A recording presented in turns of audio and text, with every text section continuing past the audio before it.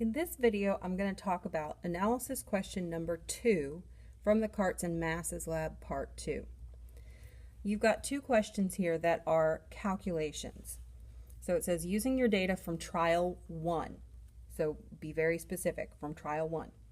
If the cart starts from rest and accelerates toward the end of the track 0.82 meters away, how long does it take to get to the end?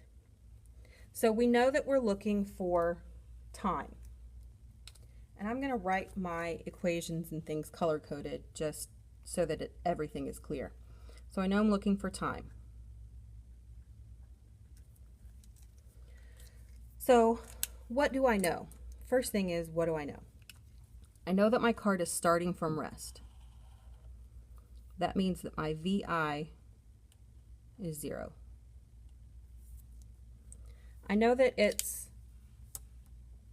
0.82 meters displacement. That's how far the cart is traveling. So my D, 0.82 meters. And you're using your data from trial 1, okay? So you have an acceleration for trial 1. You're going to plug whatever your acceleration is. It is not going to be the same as mine. So my acceleration was 0.603 meters per second squared. Yours will be different. So you've got 3 givens and an unknown. What do? You're going to go back to your journal, your acceleration equations. It's on page 12. And you're going to find an equation for time that you can use, VI, D, and A. Okay, we've only got 2 options for time. This one needs a VF and a VI, so we can't use this one. We've got to use this one. Time is equal to square root of 2 times the displacement divided by acceleration. 2D over A, take the square root. So T is equal to square root of 2D over A. Now I just have to plug in my numbers. Keep your square root so that you don't forget. 2 times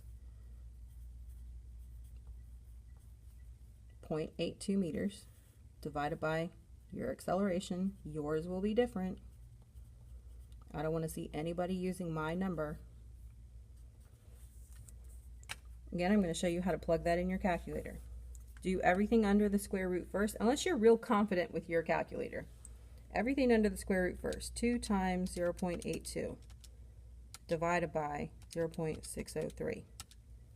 Take the square root of that, and I get 1.65, I'm going to round it, seconds. So that's my time. Second question, what is the cart's velocity at the end? Okay, at the end is our key here. So we know we're looking for VF. We've got our same givens as before. We know that VI is equal to 0 meters per second. We know that our displacement is equal to 0.82 meters.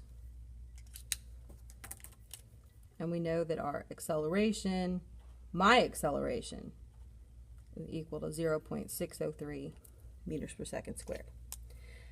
Now you can plug in the time that you got up here if you wanted to. You could use that.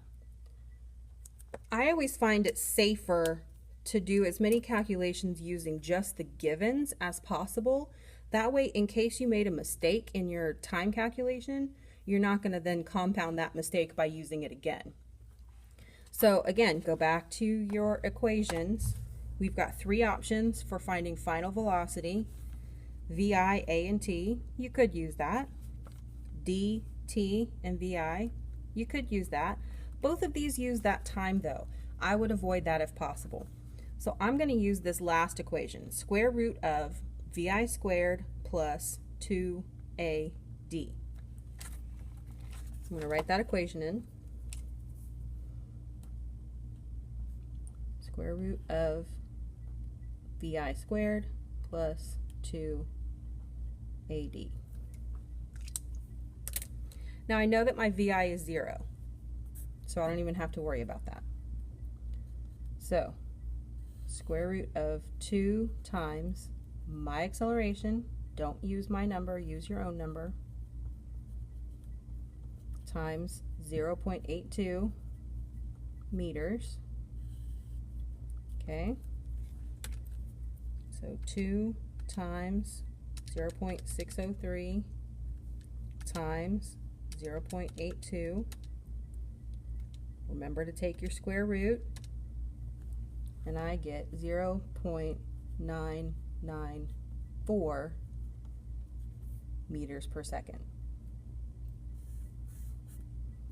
There you go.